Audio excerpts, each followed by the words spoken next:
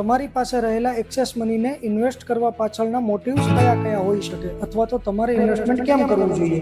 જો તમે એક સેલેરાઇડ પર્સન છો તો તમારી ઇન્કમના ગ્રોથ માટેના ઓપ્શન્સ બહુ લિમિટેડ હોઈ શકે છે. તો એક પેસિવ ઇન્કમ જનરેટ કરવા માટે અથવા તો એક્ટિવ ઇન્કમ તમારી બંધ થયા પછીના રિટાયરમેન્ટ પ્લાનિંગ માટે અથવા તો અર્લી રિટાયરમેન્ટ માટે તમે આ પ્લાન કરી શકો છો. હાઉસવાઇફ્સ માટે એમની ડોમેસ્ટિક સેવિંગ્સ અથવા તો બ્લેસિંગ્સ મની એ હંમેશા બેંક એફડી કે પોસ્ટની સેવિંગ સ્કીમ જેવી વસ્તુઓમાં પાર્ક થયેલી હોય છે. જો એને પ્રોપરલી લોંગ ટર્મ પ્લાનિંગથી અથવા તો ગોલ બેઝડ પ્લાનિંગથી પાર્ક કરવામાં આવે તો સારી રીતે ગ્રો થઈ શકે છે. કોઈ એચએનઆઈ ઇન્વેસ્ટરે પોતાનું વેલ્થ ક્રિએશન કરવા માટે અથવા તો પેસિવ ઇન્કમ જનરેટ કરવા માટે આ પ્લાનિંગ કરવું જોઈએ, જેથી કરીને એના એક્ઝિસ્ટિંગ બિઝનેસમાંથી જે કેશ ફ્લો આવે છે એ એમાં ને એમાં રીઇન્વેસ્ટ થઈ શકે અને એનો બિઝનેસ અલગથી ગ્રો થઈ શકે અને પોતાની લાઈફસ્ટાઈલ અલગથી મેન્ટેન થઈ શકે. કોઈ પ્રોફેશનલ્સ છે કે જે એમના પ્રેક્ટિસમાંથી આવતા કેશ ફ્લોને મેનેજ કરી શકે અને એમાંથી પેસિવ ઇન્કમ પણ જનરેટ કરી શકે અને પોતાનું વેલ્થ ક્રિએશન પણ કરી શકે, કેમ કે એમના માટે એમની પ્રેક્ટિસ અને ઇન્વેસ્ટમેન્ટ આ બંને ડિફરન્ટ ફિલ્ડ છે. અથવા તો કોઈ પણ એવો વ્યક્તિ કે જેને જીવનમાં કોઈક ગોલ અચીવ કરવો છે, જેમ કે પોતાને મનગમતું ઘર લેવું છે,